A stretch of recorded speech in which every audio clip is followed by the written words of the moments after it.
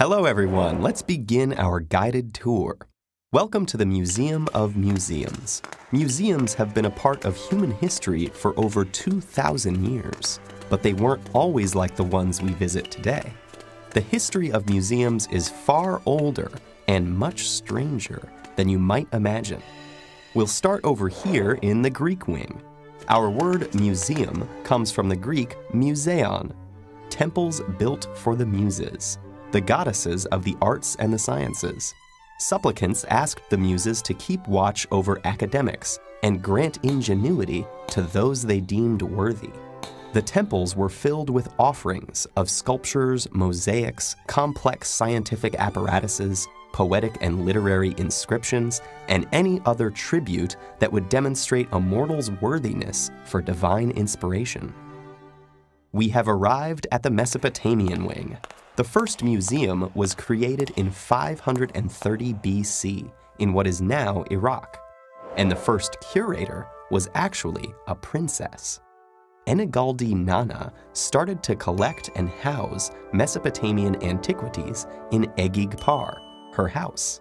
When archaeologists excavated the area, they discovered dozens of artifacts neatly arranged in rows with clay labels written in 3 languages. She must have had interesting parties. The tradition of collecting and displaying intriguing items began to be mimicked, as you can see here in the Roman Empire wing. Treasure houses of politicians and generals were filled with the spoils of war, and royal menageries displayed exotic animals to the public on special occasions like gladiator tournaments. As you can see, we have a lion here and a gladiator, and, well, the janitor ought to be in this wing, clearly. Moving on, hurry along. The next step in the evolution of museums occurred in the Renaissance, when the study of the natural world was once again encouraged after almost a millennium of Western ignorance. Curiosity cabinets, also referred to as Wunderkammers, were collections of objects that acted as a kind of physical encyclopedia, showcasing artifacts. Just step into the wardrobe here, there you go, mind the coats, and we'll tour Ola Worm's cabinet. One of the most notable Wunderkammers belonged to a wealthy 17th century naturalist, antiquarian, and physician, Ola Worm.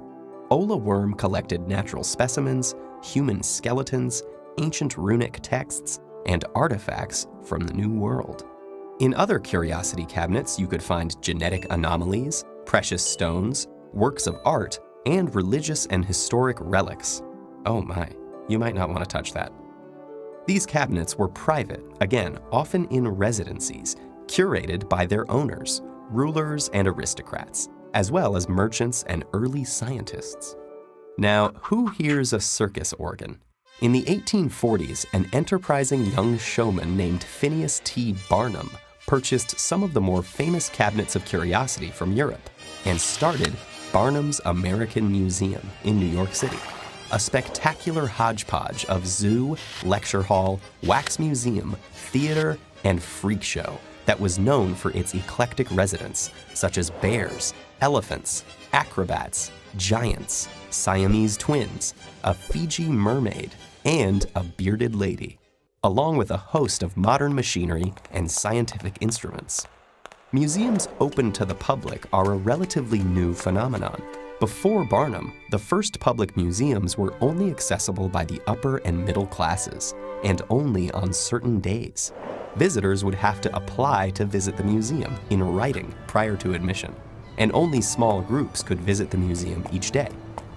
The Louvre famously allowed all members of the public into the museum, but only 3 days a week.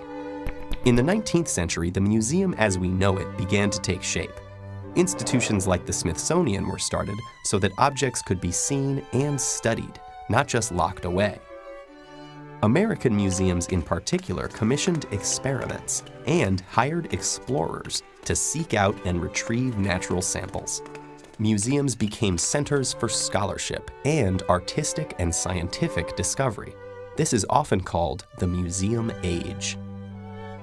Nowadays, museums are open to everybody, are centers of learning and research, and are turning into more hands-on institutions. But the question of who gets to go is still relevant, as ticket prices can sometimes bar admission to those future scholars, artists, and targets of divine inspiration who can't afford to satisfy their curiosity. Thank you all for coming, and please feel free to stop by the gift shop of gift shops on your way out.